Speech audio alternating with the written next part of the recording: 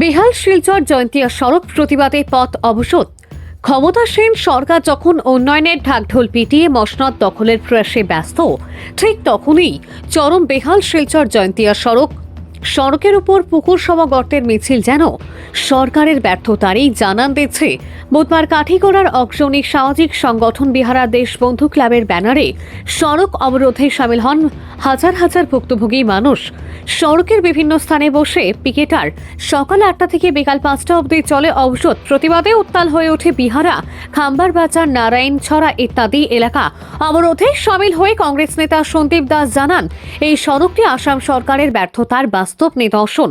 দীর্ঘদিন থেকে বেহাল হয়ে আছে সড়কটি, কিন্তু এতে শাসক দল তো বটেই, জেলা প্রশাসন ও কুম্ভ নিদ্রায়। আগামী দিনে এর ফল ভোগ করতে হবে সরকার পক্ষকে। সুপ্রিয় দত্তের রিপোর্ট, আসাম প্রাইম নেটওয়ার্ক।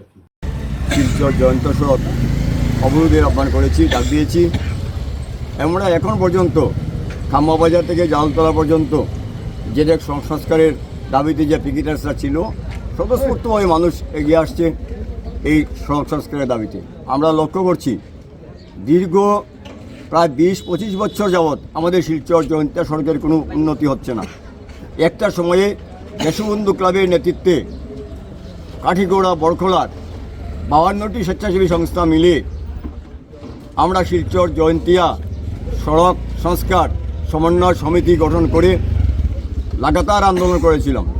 আজকে আমরা সকাল 8টা থেকে 5টা পর্যন্ত বন্ধ রেখেছি, কিন্তু একটা সময়ে আমরা 36 ঘন্টা 48 ঘন্টা এবার লাগাতার বন্ধ করার ফলে সরকারের টনক নড়েছিল এবং তখন ভাস্কর কলিতার মাধ্যমে আমাদের শিলচর জয়ন্তিয়া সড়কের সংস্কার করা হয়েছিল। এর পরবর্তীতে এটাকে আর ধারাবাহিকতা রাখতে সরকার ব্যর্থ হয়েছে।